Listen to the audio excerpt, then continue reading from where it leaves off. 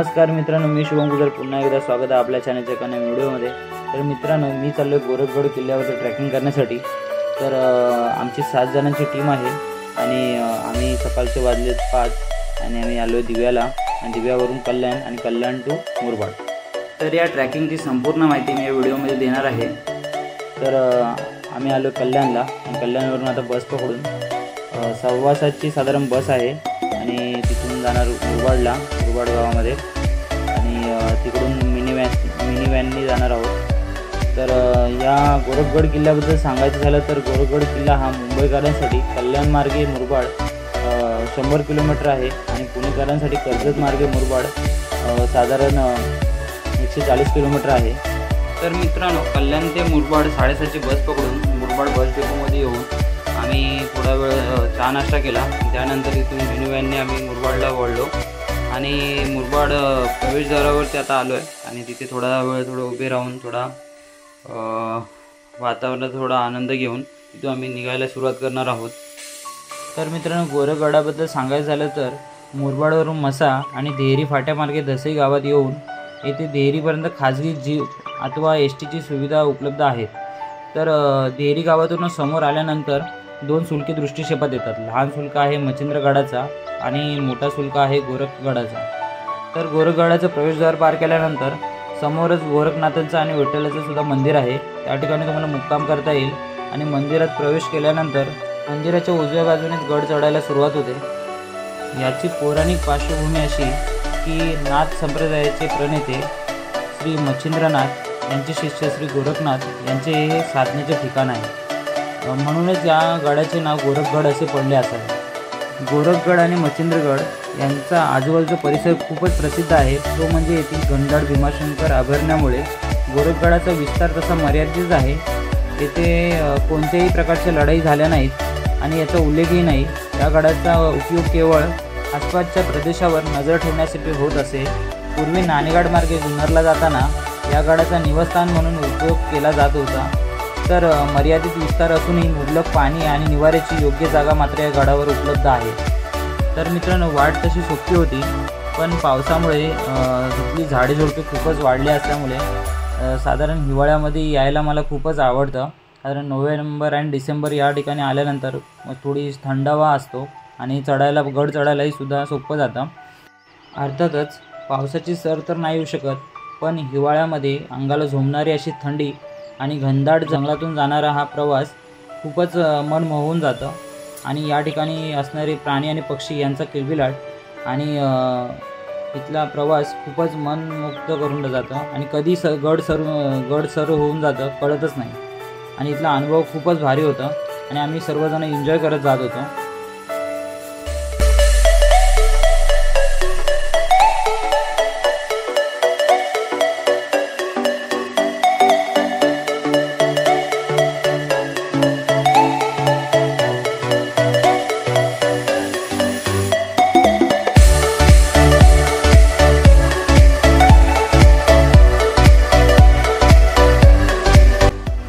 मित्रांनो, अर्ध्या टप्प्यामध्ये आलो आहे। तर इथूनच आम्हाला अर्ध्यामध्ये आल्यानंतर इथे एकदम सुंदर असा मनमोहक असं दृश्य दिसतोय, खूपच भारी वाटलं बघूनच। आणि तिथून आम्ही लगेच पुढे निघालो, थोडा वेळ तिथे उभे राहून। त्यानंतर आम्हाला खूप आणखी काही अनुभव मिळाले। या ठिकाणी चढण खूपच आहे, सुरुवातच नाही झाली तरी खूपच असं आम्हाला थकायला होत होतं आणि अर्ध्या गडापर्यंत पण नाही पोचलो आहे। इथली अवघड वाटा पार करत आम्ही आता चढतो आहे। तर पुढे बघूया।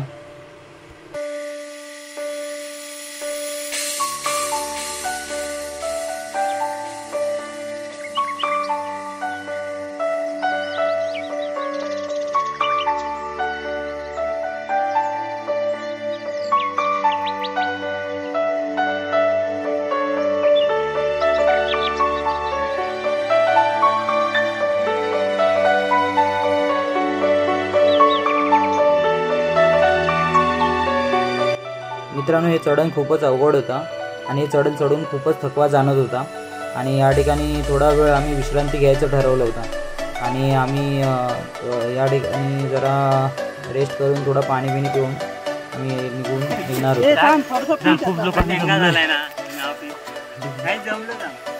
मला पण घे रे। हायस्कूलमध्ये गेला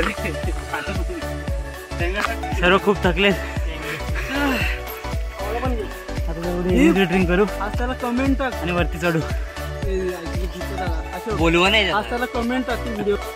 तर मित्रांनो थोडा वेळ रेस्ट करून आम्ही इथून निघालो आणि अर्ध्या रस्त्यामध्ये आल्यानंतर आम्हाला इथलं दृश्य एकदम अप्रतिम आणि मनमोहक होतं. तुम्हालाही पाहून खूप भारी वाटेल आणि एक नेचरचा अनुभव या ठिकाणी कसा घेता येईल याचा मला तितक्या वेळेस एक अनुभव आला. खूप भारी वाटलं पाहून.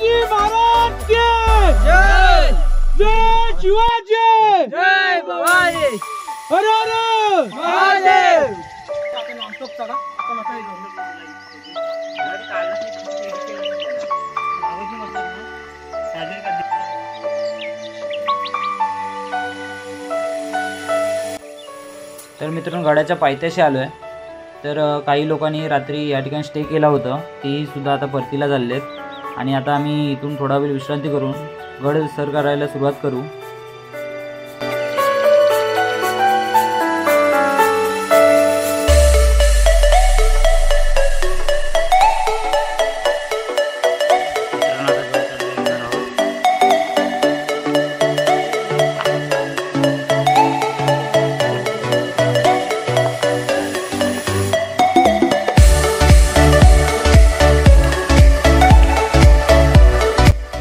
थोडा वेळ विश्रांती करून आम्ही आता इथून गड चढायला सुरुवात करतोय आणि आता बघूया पुढे.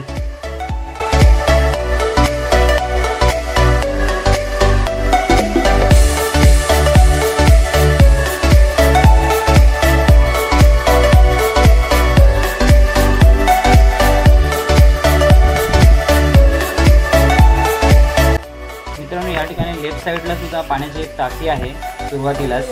आता पुढे बघूया.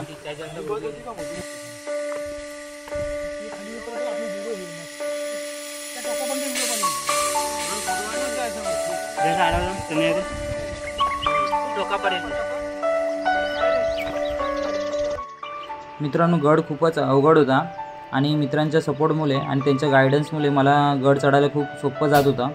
तर पुढे बघूया.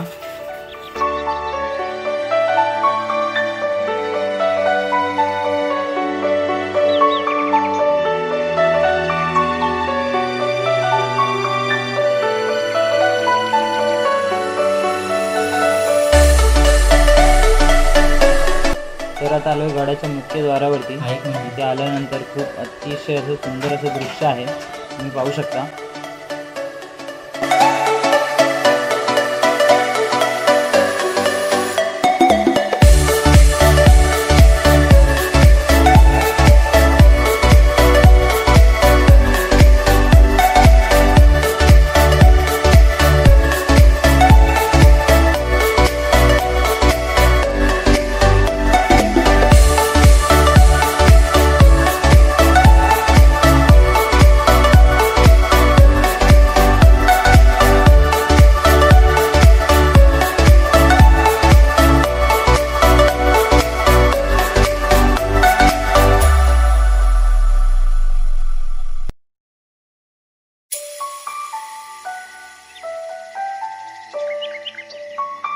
मित्रांनो गडाचा मुख्य दरवाजा हा फार काळ काही जुना नाही आहे. गड संवर्धन प्रेमींनी हे नवीन दरवाजे बसवले. तर चला तर पुढे बघूया.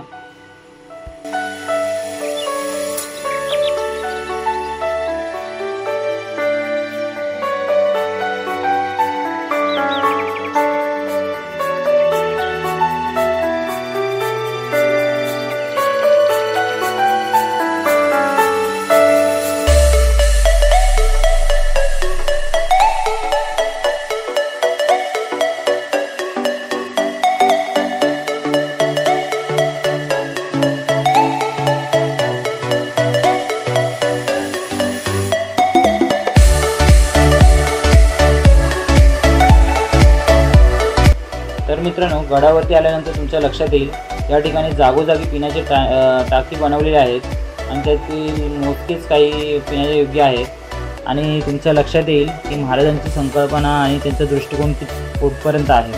त्या ठिकाणी बघायला गेलात तर खालून पाणी वरती घेऊन येणं काही शक्य नाही.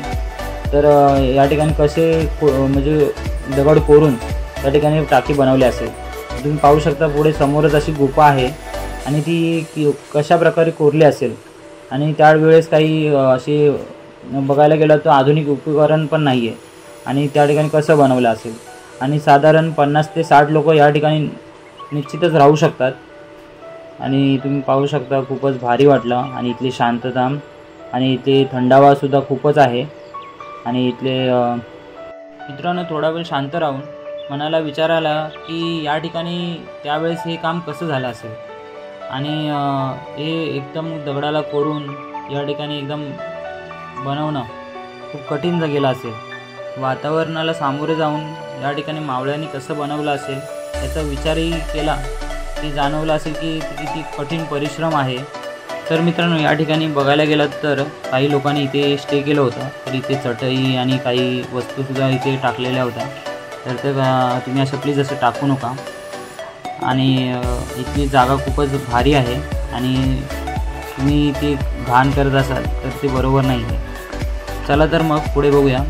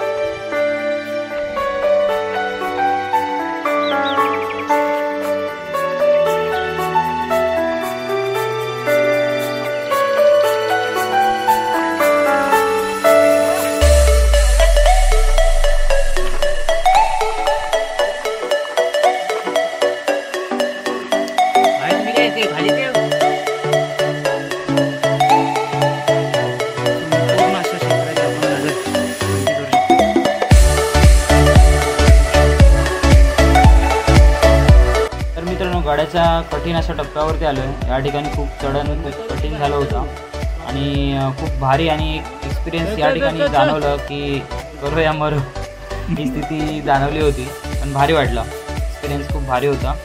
तर पुढे बघूया।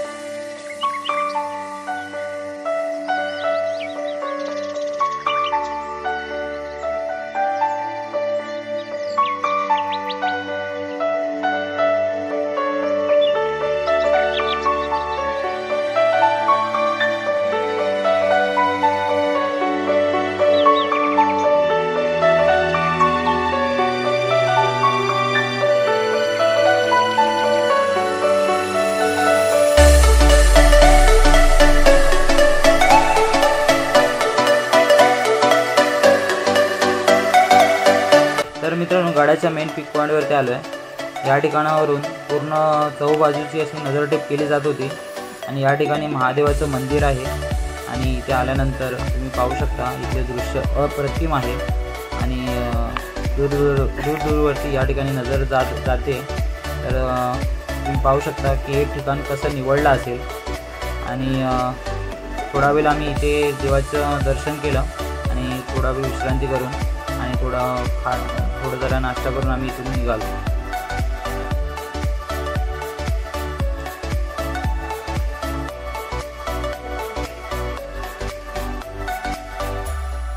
जय शंभू।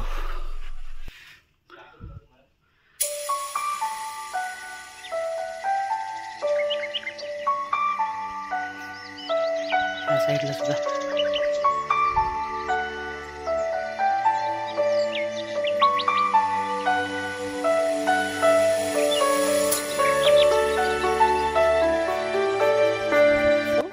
तर निरोप घेतो आहे आता इथून महादेवाचं दर्शन करून आम्ही इथून सर्वजण प्रस्थान करू आणि पुन्हा भेटू एका नवीन व्हिडिओमध्ये। तर व्हिडिओ आवडले असेल तर चॅनल लाईक करा आणि सबस्क्राईब करा आणि शेअर करायला विसरू नका। पुन्हा भेटू एका नवीन व्हिडिओमध्ये। तर रजा घेतो, धन्यवाद।